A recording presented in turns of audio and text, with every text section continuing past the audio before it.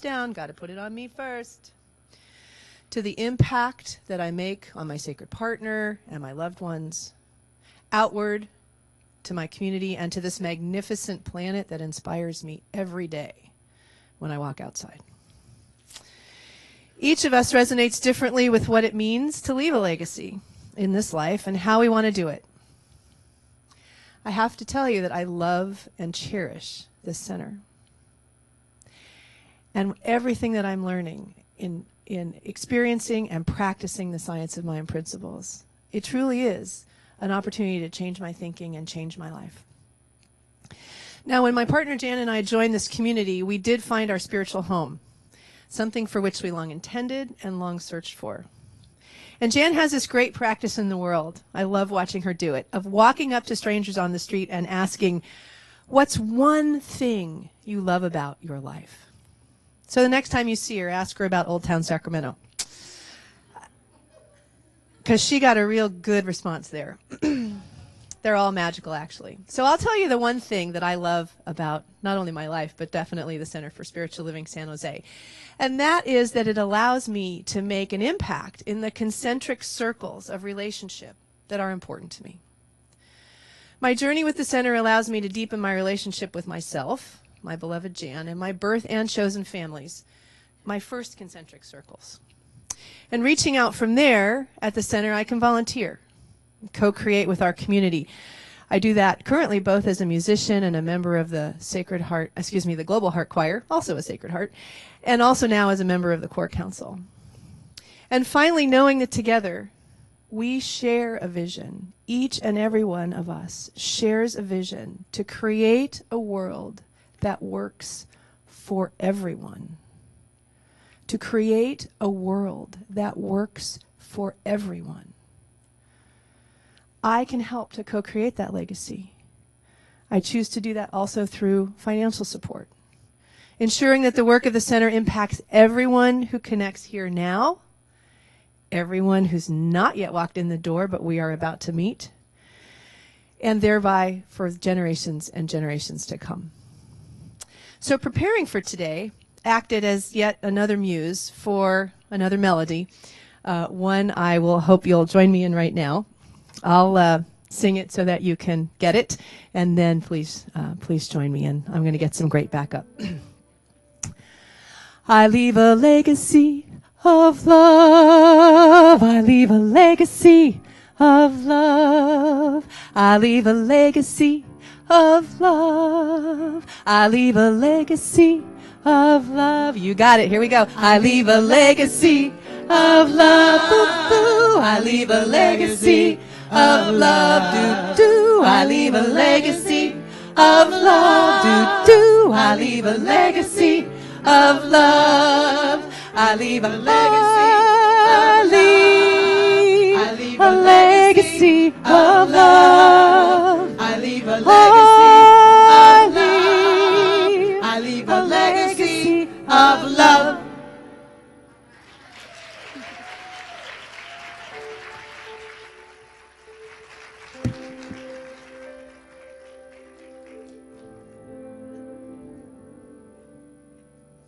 Thank you, thank you. Good morning, everyone. And thank you, Suzanne, and thank you, our backup singers, and Baxter, and Karen Smith. This is Karen's first time here at the center. And Madeline Zimmerman, our new baby practitioner. She did an awesome job. So hi, everybody. If you don't know me, I'm Reverend Susan Overland. I'm your assistant minister, one of them. And I'm filling in for Dr. David, who is at his high school reunion. It's his 50th high school reunion. I don't care what he says. Oh, snap. No, I know. I've checked in with him. He has not been stuffed in a locker, nor has a slushie been thrown at him. He's doing good. Glee fans in the house, anyone? Oh. Yeah. Gleeks. So today's awesome. Are you just having the best day already? Yeah. Me too.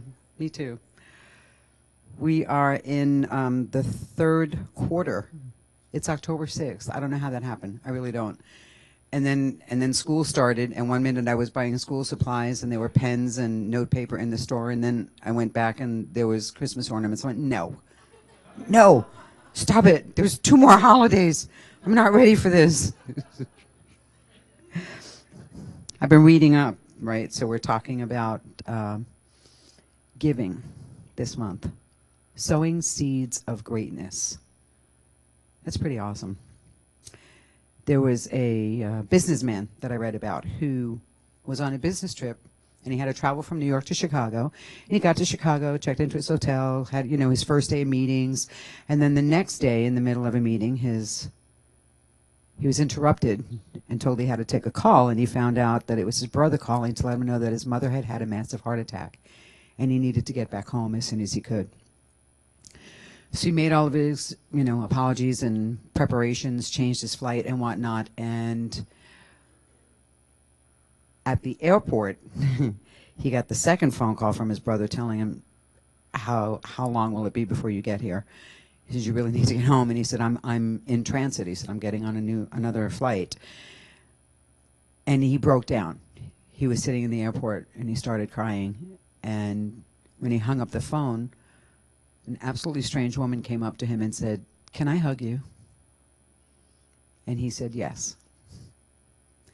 And then I read about an elderly man who had a guide dog, and he was up there in years, and he had a guide dog, and he was trying to buy a card. He was in Walgreens in the greeting card aisle, and a woman noticed that he was like this, trying to read the cards. And so apparently he was sight impaired, not completely blind, but legally blind. And she was going to go over and see if she could assist him when all of a sudden she noticed this big, burly truck driver. I mean, like denim vest, the whole works kind of thing, boots. And he came walking up and he went, are you trying to buy a card? Can I help you? And she watched as that truck driver proceeded to read and describe every one of the greeting cards to him until finally he said, that one, my wife will love that one. Sowing seeds of greatness. Another little girl asked for a candy bar. She was in the supermarket and she asked her dad for a candy bar, and dad said no. And then she did the, please could I have a candy bar, She was imitating me. And he gave in finally, and he bought her the candy bar, and she proceeded to walk away and hand it to this other little boy. And her dad said, why'd you give the candy bar away? And she said, because he was upset that he couldn't have one, because his mom said they couldn't afford it. Sowing seeds of greatness. There was a Target cashier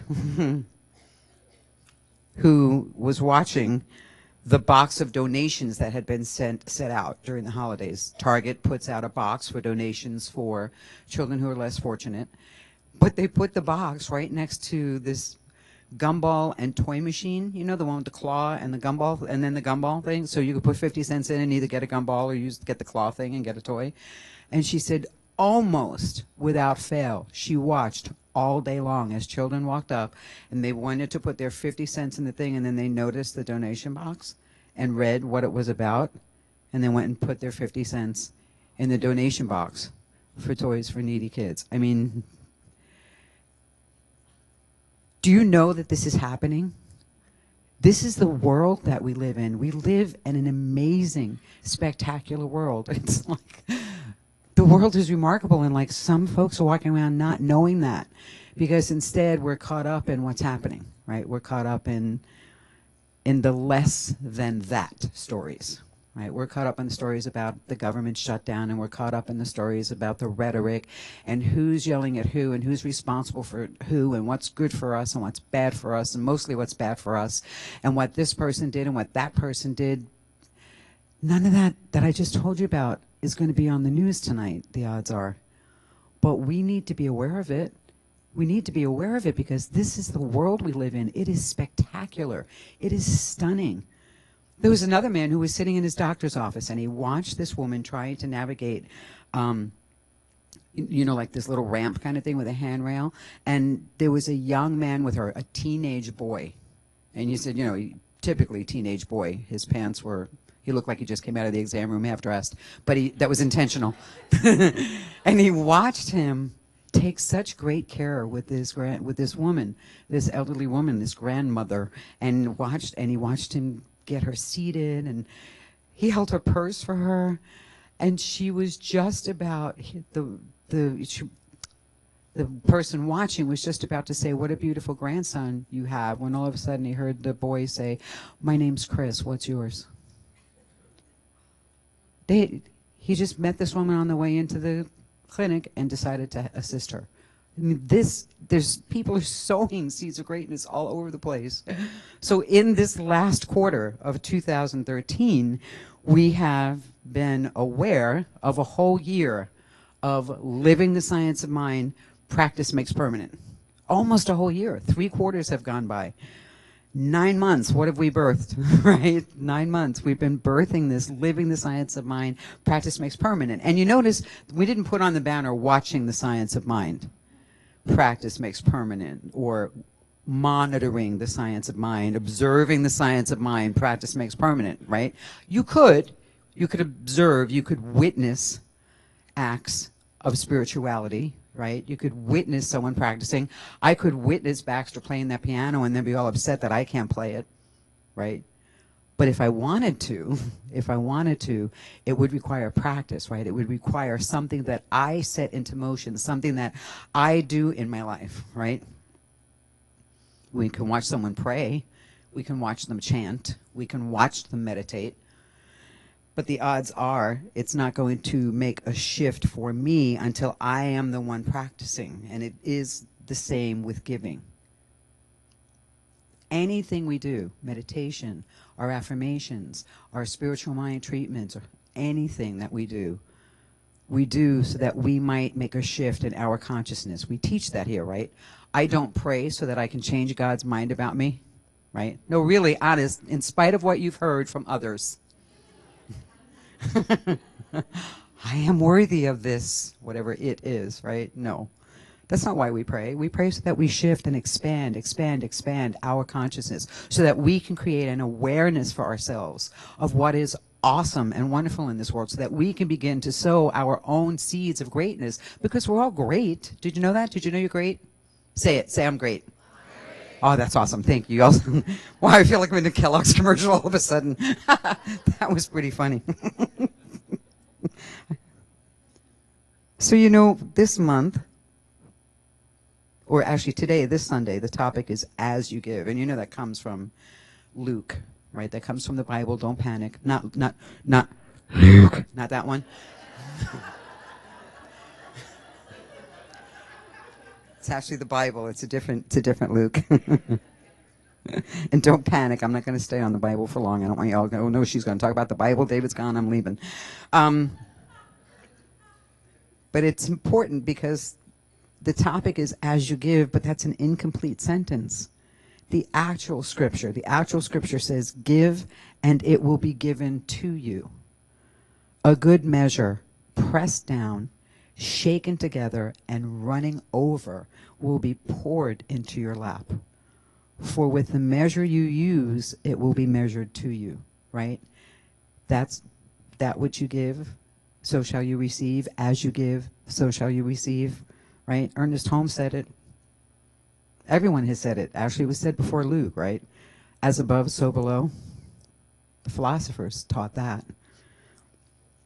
So if you've been hanging around here for any amount of time, if you've taken Foundations, Beyond Limits, or listened to enough talks, you've heard us talk about that there is a law of circulation, right? A reciprocal. We live in a reciprocal universe. That which you're putting out, you will attract. Change your thinking, change your life, right? Because there's a vibe, there's an energy. Our thoughts are energy. We're always creating. And for most of us, that's not new information, you know? I could simplify it by saying if you wanted to borrow a cup of sugar from your neighbor and you go over to your neighbor with a cup, you will probably come home with a cup because you went with a cup, right? But if you went to your neighbor and said, I need sugar, your neighbor might say, take as much as you need, right? And that's how we begin to create a mental equivalent. And a mental equivalent is like, how big is your consciousness? How expanded is your consciousness? How much can you receive, right? How much are you capable of receiving? Not just giving, because that gets tricky. That gets really tricky. So we work to expand that consciousness, and like any journey, you know, we run into snags along the way. We run into pitfalls. So I really want to explore with you today, what is the consciousness, the inner dialogue that's connected to your giving and, by the way, you're receiving, not just your giving. Because you need to be a receiving monster too, right? You need to say that, I'm a receiving monster. It's my favorite affirmation. I love that one, right? But we have to know what the consciousness is that's connected to it. Is it a joyful and free consciousness with which you give? Can you receive with a joyful and free consciousness? I have talked to so many of you, and it's amazing how many of you are more comfortable giving than receiving. How many? Just show of hands. It's amazing how much easier it is to give than to receive, isn't it? But it requires a consciousness for both, an expanded consciousness for both, because you must be a gracious receiver as well as a gracious giver. You want to receive with a consciousness of freedom and a consciousness of joy. When I took my first foundations class, it was 12 years ago, one of the things David challenged the class, because there's always 1 week where we talk about abundance, prosperity, and during that particular week, Dr. David challenged the class, and he said, no matter what you give on a Sunday, no matter what you put in the collection, put it in an envelope and put your name on it. Identify your giving, whether it's a quarter, whether it's $1, whether it's $100. Put your name on it in an envelope and identify your giving. Do you know why? Because too often there's a shame attached to it. I don't have enough to give. My gift isn't big enough. My gift isn't enough. And, you know, that'll translate eventually to I'm not enough, and lack and lack and lack. And we come from that lack consciousness, when really a gift is a gift. A gift is beautiful, you know? And once in a while it's fun to do the anonymous thing. You know, we had the 21-day giving challenge where we were just like leaving smile cards and being anonymous. But were any of you like ashamed when you left a smile card for somebody? Probably not. So we want to remove that. You want to give in a way that's consistent, regular, and identifiable. And I could get with the consistent and regular. The identifiable, though, boy, when I was in that foundations class, and that was the talk that night, I was just plummeted back. I was plummeted back to being a young mother in a new spiritual community, a new church community that my husband at the time had moved to, and I had 2 kids. He was working 2 jobs. I was figuring out how to enter back into the workforce. I would say I think my kids were 1 and 4 at the time, and I was trying to figure out how to go back to work. But you know, that has its challenges, right? Am I going to make enough money to pay for the child care? Should I even bother, right? So we were trying to figure all that out, and one day a knock came on the door, and it was the welcome wagon. I was kind of jazzed. I thought, well, that's a pretty sweet thing. It was the welcome wagon from our new spiritual community, our new church community. And it was a lovely couple who wanted to take a little bit of time to tell us about their community. They had brought a tin of cookies. I was so impressed. I was like, how lovely. Please come in. And they started talking to us about everything that their community offers, especially for the kids. That we have a swimming pool, and we have a summer camp, and the kids can come and swim anytime, and they have craft activities, and they even teach ceramics. And I was so excited. I was like, oh, I used to do ceramics, and it would be so fun to meet new people. And that would be great, because I think if I go back to work, my mom's going to be watching the kids, so she'll have a place to go with them that she doesn't have to drive to, and la la la la la. And I was so excited. And then they took out their the equivalent of their tithing information, like their membership information. And they said, and all you have to do is be a tithing member to take advantage of all of that. And I can remember saying, oh, well, I said, we give what we can. I mean, we always give something. I said, but it's certainly not like a 10%. I think my husband works 2 jobs. We're like barely making ends meet. We have 2 kids, and and they're in parochial schools, so we're paying tuition and on and on and on. I said, but I mean, we give. I was in my former community. You could call that pastor, and they'll tell you I was like president of the parent-teacher group, and I spearheaded fundraisers. I'm helping to build their new kindergarten, based on the money that I'm raising, and da da da da da. And it was as if a curtain had been lowered. It was like, and I watched them go, oh. Well, when you can become a tithing member, we'll tell you all about those other benefits. I was like, really? Now, you're going to have to forgive me because, I wasn't spiritually enlightened then like I am now. And I was still a little fresh out of Brooklyn. I said, let me help you back to the door. And I opened the door. And just as they set foot over the threshold, I went, oh! And I went and I grabbed the tin. I went, you forgot your cookies. And I handed them back and closed the door. Now, I got to out myself here because I can't lie in front of you. There was an adjective in front of the cookies.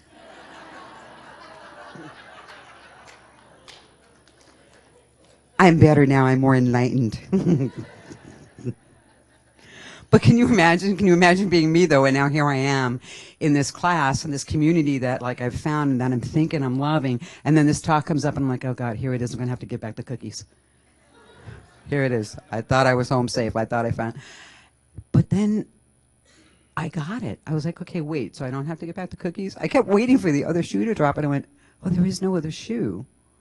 It's just a gift, right? I can give a quarter or $1 or $10 or $100, and it was like, and it's still my spiritual home, and it was just awesome. Ever since that class 12 years ago, I have continued to shift my consciousness to be aware that a gift is a gift. The amount and the size of the gift, that's irrelevant. In my meditations, in my class preparations, more and more memories, though, have come flooding back. It's really funny. Science of Mind, page 470 says, God cannot give us anything unless we are in a mental condition to receive the gift. Do you get that? God cannot give us anything unless we are in the mental condition to receive the gift. The law cannot do anything for us unless it does it through us, right? The law can't do anything for us unless it does it through us. This is really powerful stuff. And I have to tell you, I have been the recipient of stunning, stunning generosity in my life. So there was a lot of internal messages that I had to rewrite, right? Overcome, whatever word you want to use. In fact, when I was preparing for this talk, I kept hearing the lyrics for that Sound of Music song, Something Good, from the Sound of Music. Anybody remember? Perhaps I had a wicked childhood. Perhaps I had a miserable youth, but somewhere in my youth or childhood, I must have done something good. Stunning generosity, even when I didn't have words for it. I spent about the first 8 years of my childhood critically ill, and they finally determined that they had to remove my spleen when I was like 7 years old because of a blood disorder. Anyway, it's a long story. But it was such a rare thing that I'm actually on the records of my records will never be destroyed because I was like this first known case kind of thing. But throughout the surgery, I needed 8 transfusions. And that can be pricey. I don't know if any of you are blood donors. We donate blood and to help other people, but it can also be pricey for the family. You don't get blood for free when you're in the hospital, right? Everything comes with a price tag. I'm ashamed to tell you, no, I'm not. But it's kind of funny that I'm actually old enough to remember when we did not have an intensive care unit. You know, when you go to visit somebody in ICU, when I was a kid, they didn't have that. So if you required intensive care, your family had to hire round-the-clock nurses that sat in the room with you. The family actually paid for that, for round-the-clock nursing. So they told my parents I needed 8 transfusions and round-the-clock nursing.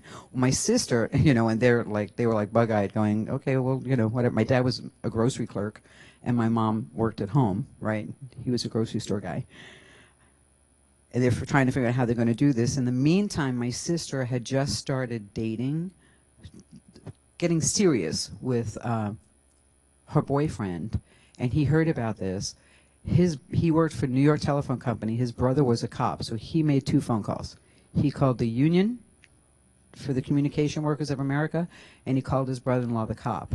And we made the news that night.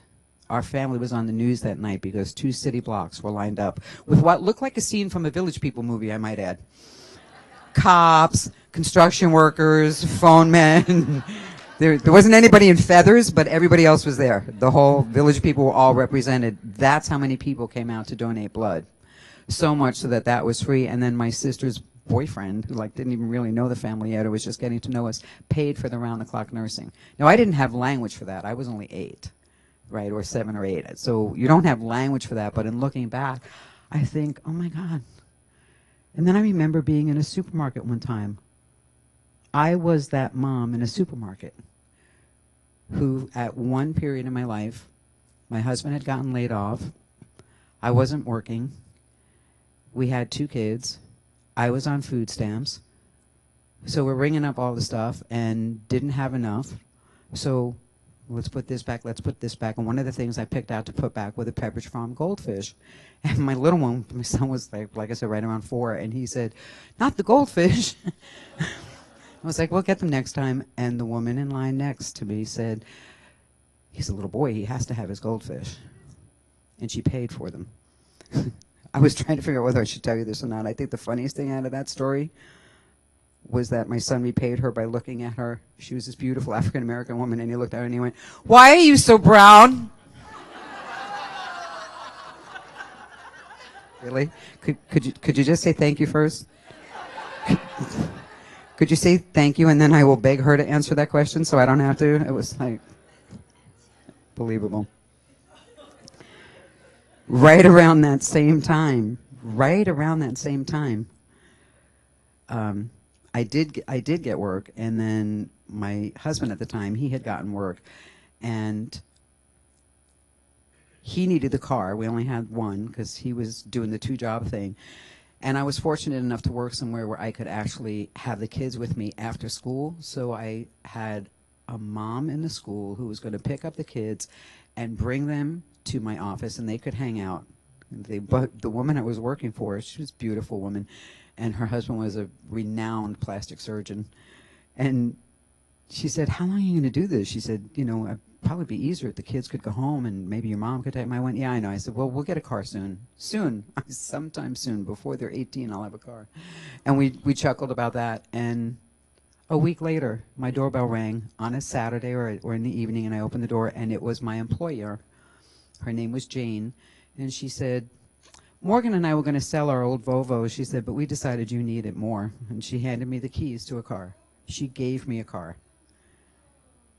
She gave me a car. So it's like, but I have to tell you something. There was the box of Pepperidge Farm goldfish and the car. And neither one was more of a measure of generosity in my life. Neither one had more value at that time in my life. One gift was no less meaningful than the other. And here's now my hope now is that I only live long enough to be able, in some measure, to pay back to the universe some of the stunning gifts of generosity I have been given. When I graduated ministerial school, my former boss, who I was no longer working for, right? I had left HP to become a minister. And my former boss gave Max and I round-trip first-class tickets to Hawaii as a gift. Stunning, stunning, stunning acts of generosity. And I keep thinking, wow, I must have done something good. But that's what we're talking about today, right? Giving up attachments to the gift, not just the gift that you give, but the gift that you receive, because it was hard. It was hard being a mom on food stamps and having someone pay for your goldfish. And I had to redo that. I had to rewind that tape that was playing in my head that receiving is charity, right? That a gift means it's something I can't do for myself. That's not true. That's not true. And imagine being that person who's able to do that for another. How awesome is that? Lucy taught me a long time ago. Lucy and I have the same ambition, to make enough money to live on 10% and give away 90. How hot would that be? That would be so awesome. And I may not ever be able to give someone a car, right? Or help somebody get a house. But I can pray. I pray for you guys all the time. and I can listen. I listen all the time. And I can put something in the basket every week, and maybe some week it is only going to be $1, and maybe some week it's going to be $100, or maybe it's going to be $1,000 when I can. But whatever I get and whatever I give, I remember the box of Pepperidge Farm cookies, Goldfish rather. And I remember the Volvo. And I remember lines of strangers lining up around 2 city blocks to give a kid that they didn't know blood. Right? And I could think about that guy in the airport who just had someone look at him and say, "Can I hug you?" This is amazing. And I just smile. I smile and I give whatever I can, and then I listen to the news at night, like I just said before, and some of that, I don't listen every night because, no, turn that off. But I listen to the rhetoric, and I listen to the complaining, and I listen to the griping and the arguing, and I smile because I just sit in my living room and I go, "You have no idea. I will pray for you. I will pray for you so hard because you have no idea how stunning the people of this world are. How stunningly giving and stunningly generous. It's in our DNA." And I smile when I think of you too, and I hear your prayer intentions and your struggles, and I smile because I know what's coming. I know what you're going to manifest. It's amazing. In our book of the month, The Power of Giving, Azim Jamal and Harvey McKinnon tell us being generous in spirit indeed is a great comfort to the soul. Everyone has something to give, be it time, money, wisdom, love, forgiveness, a smile, a variety of things. And we're going to start you off today because you know what you have today? You have a lollipop. It's October, it's Halloween. And on every seat is a lollipop. Who ate theirs already? Did somebody, anybody? Awesome, you rock. That's awesome. You know why? Because this is for you. There's a lollipop on every seat, and this is for you. It's a gift for you. But on your way out, the ushers are going to be at the doors so that you can take another one and give it away. And give it away. It's sweet, it's Halloween, it's small, but it's a beautiful metaphor for that which you can give, you can get back. And next week, we'll talk about what do I have to give. Dr. David will be back. But this week, I'll leave you with that thought. Just expand your consciousness and give somebody a lollipop this week. Let's pray.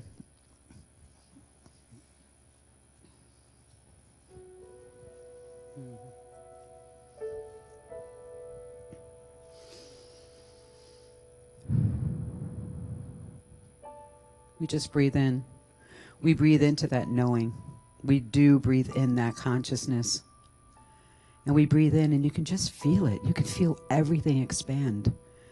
Your chest, your stomach, your heart, your nostrils, your lungs.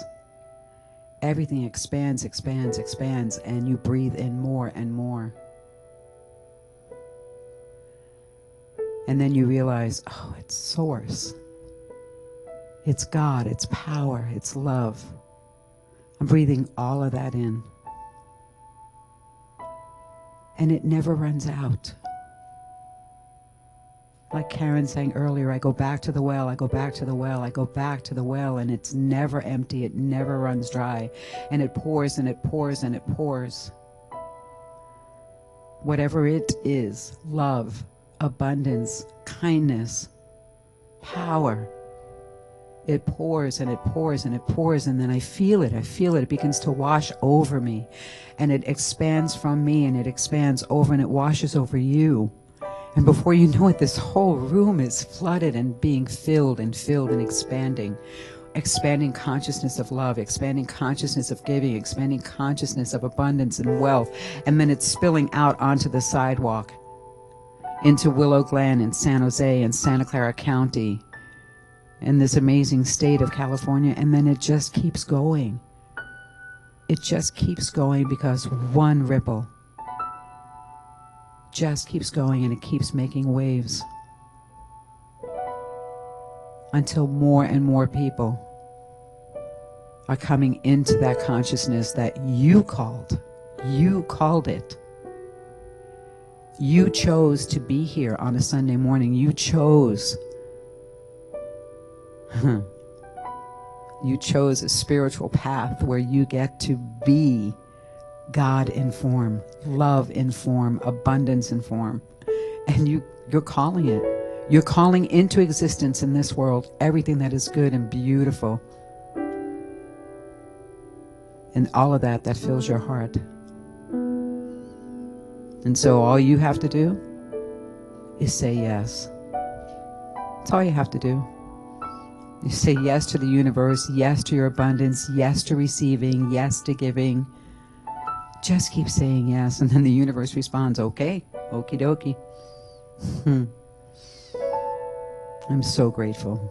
I am so grateful to be in this amazing planet, as Suzanne said, at this time, with each and every one of you in this magnificent center.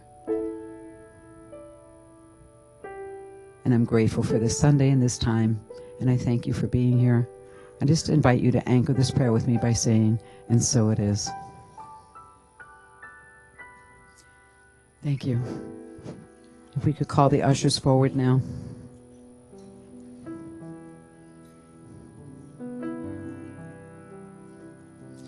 If this is your first time here, this is where we usually share our practice of giving.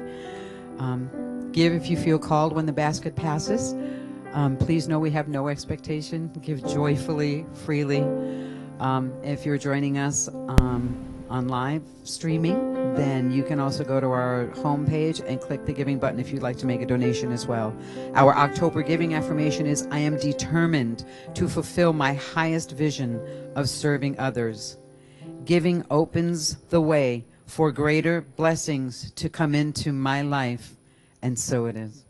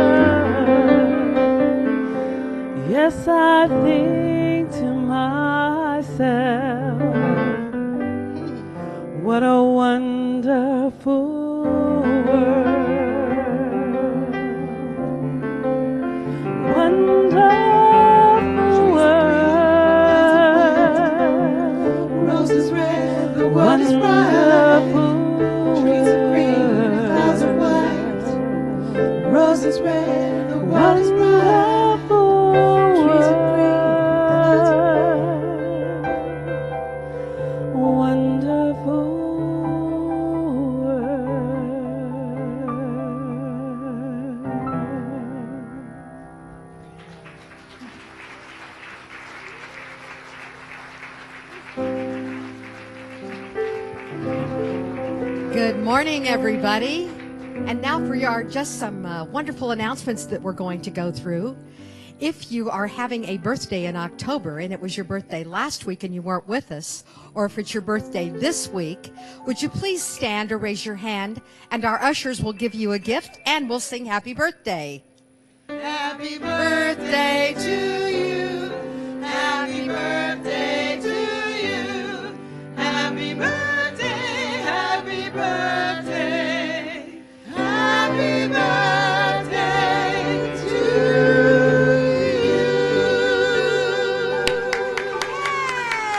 Yay! Excellent. Okay, tonight we have our Sunday night service at 6 p.m. with Doris Hoffman, and she is speaking about As You Give. Also, we have our musicians, and please join us for this wonderful service. Today at 12:30 in this room, the sanctuary, we're having a parent town hall meeting. So if you have children in our youth and Sunday school, please come to that meeting today at 12:30. We have Prosperity Plus, a workshop today, and it's for 10 Sundays from 1 to 2:30 p.m. with Reverend Tony. So come to that and learn more about giving. We have community outreach for October. Help the homeless stay warm this winter. Donate outerwear, and also pick up a flyer, talk to an outreach volunteer in Fellowship Hall, or email outreach@cslsj.org. We have Women at the Well also today from 1 to 4, and that is sponsored by the Women's Connection. On Tuesday, October 8th, from 7 a.m. to 8:30 a.m., we have a Better Business Brown Bag Breakfast. Say that with a mouthful of cereal. And the topic will be money, good or evil. And we have Free Practice Makes Permanent class on Wednesdays. That's Reverend Susan's class. This Wednesday, October 9th, you might say I'm a dreamer. Ooh, shades of John Lennon. So join Reverend Susan and Kevin Swanson as a special guest. Aware, this is Reverend Darlene's class on Thursday from 7 to 8. So come and hear music, meditate, and hear a wonderful message. Creating Life One Moment at a Time is a workshop by Madeline Zimmerman. It will be 3 Tuesdays from October 8th to October 22nd. See Madeline. She's sitting in the front row up here to ask her more questions about her workshop. Ooh, the Hidden Waterfall Hike. And Steve Fox is standing up. And Steve, is the water falling? Is it falling? Yes, okay. Come and join Steve and a lively group of people. Bring your lunch. There's a flyer on this with a map and everything, or contact Steve or talk to him after service. There is a brotherhood of men. You know, that's a famous song from a Broadway musical called from How to Succeed in Business Without Really Trying. But that's not what this group is about. It's about coming together as guys on October 13th from 1 p.m. to 3 p.m. with Neil Zimmerman. Also, we have Family Animal Movie Night featuring Finding Nemo. And this is on Friday, October 18th. This is a free event. You can also have a love offering, and contact Debbie Belmessieri for more information. Are you a news writer? That's the question. Contact our volunteer team leader, Maureen Ross, if you are. And before we go further, I just want to point out one thing. Today, on your seat, you had a giving intention card. And if you are going to complete that giving intention card or paper today, there will be a free ticket to a donor event, which will happen on November 1st. So bring your completed giving intention card to the table in Fellowship Hall. Max Overland and I will be there, and we will be taking your intention cards and giving you a ticket to this event on November 1st. Also, worried, anxious, upset, or hurt, or maybe you just want to say, hey, I'm grateful, then pray with our practitioners after service. For full details of all these events, please see our website or visit the concierge after service. Thank you. Please stand and take the hand of the person on your right and on your left, and join me in a moment of benediction. Know with me that you are never alone, and that God is where you are right now and always, and that all you need to do is look within to find that you are guided and sustained, directed and inspired by a source that knows only good. Joyously, let's make use of these gifts in all that we think, say, and do, and so it is. Thank you, Reverend Darlene. And would you repeat after me? Something wonderful is happening as me right now. Something wonderful is happening to me right now. Something wonderful is happening through me right now. It's this thing called life. Life is awesome. Life is in my mind. Life is in my body. Life is in all my relationships. Life is in my finances. It's in my giving and receiving. I think it. I feel it. I believe it. I know it. Just the way that it is. And just the way that it is not. Thank you, life. Have a great week, everybody. Love you.